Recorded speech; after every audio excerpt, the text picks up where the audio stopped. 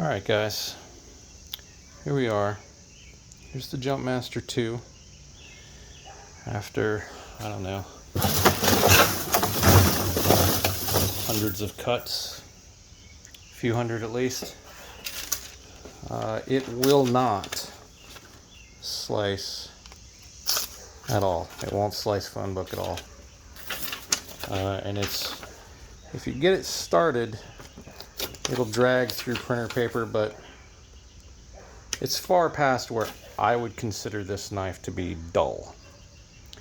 It still feels really sharp, which is strange to me. And I'm used to feeling teeth. I don't think it's the sharpness of the teeth I'm feeling, but it still feels sharp.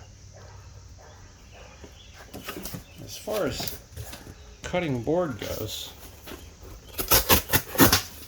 there's some resistance. Part of that is me getting it stuck on the tape, but if I lock it in there,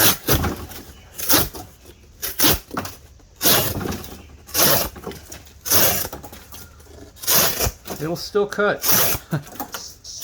I mean, it'll probably cut forever. I mean, I don't know. Like, when do you draw the line? At what point do you consider this to be finished? Maybe that's what Eric and Sal are talking about when they say that it'll just outcut anything. I don't know.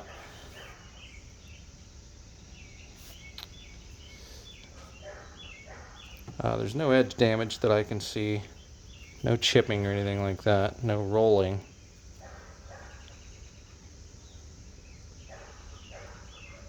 The edge still looks ready to rock, really. I'll take it in there and look at it under a loop. And if I see anything, I'll try to take a picture of it. But that looks to be, still a pretty clean bevel to me. But I should have counted cuts, but I only have 10 fingers and 10 toes, so I can't count that high.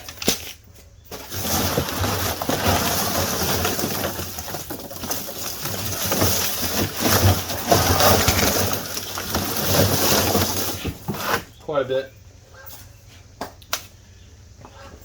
I'd say, at least 200 to be reasonable. And all of them were across the flutes. And this is honestly some of the worst cardboard I think I've ever cut. Really smushy, not very rigid. So it really had a tendency to try to rip at the first sign of the edge getting dull. I do have to say I love the ergonomics. This handle, I was afraid that it was going to be too small when I first got it. The grip is it just barely fits my hand, but I can white knuckle it. If you can see, I can really bear down on this thing. It's good in saber grip. It works really well, and the only hot spots, I guess you'd say, you can see is from the texturing, but I didn't get any even any sore spots. The parts that matter, where I normally get hot spots, are all nice and smooth. So very good extended use handle, I guess you'd say. I like it quite a bit. But I think at this point, I might have to call it and sharpen it. I mean,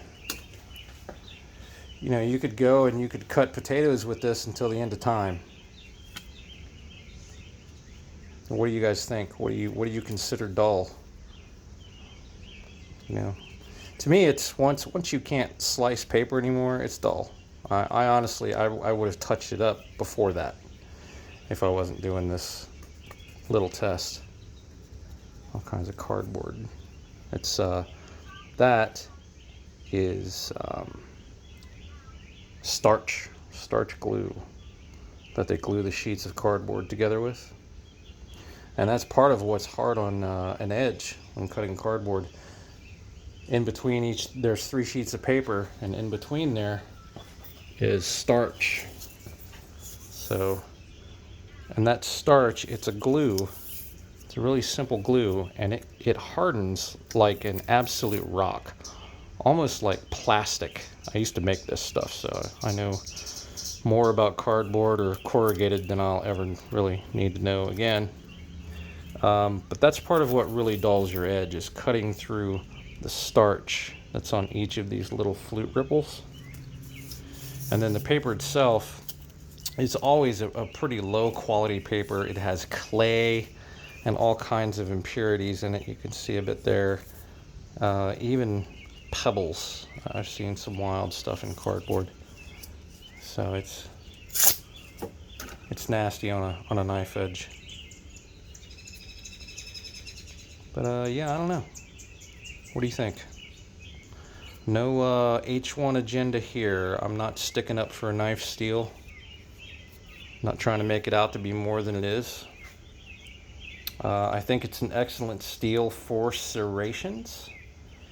I think it's a good steel for plain edge. It's relative to what you're using it for, you know. It's relative to what you compare it to. I mean, for being completely stain proof and super easy to sharpen, takes a great edge. You know, are you going to be able to cut miles of cardboard with it? Well, no, not with a factory blade grind and bevel. If you thin it out quite a bit, then yes, you can cut almost indefinitely, but then you're cutting more on blade and edge geometry than you are what the steel is. And if you did the same thing with Maximet and ground it thin, you know, you'd see even better results. So that's not really a direct comparison, in my opinion. I don't know if I would say this is better than LC200N. I'm still kind of on the fence there. This particular knife, this hollow grind, is actually really good. It slices quite well.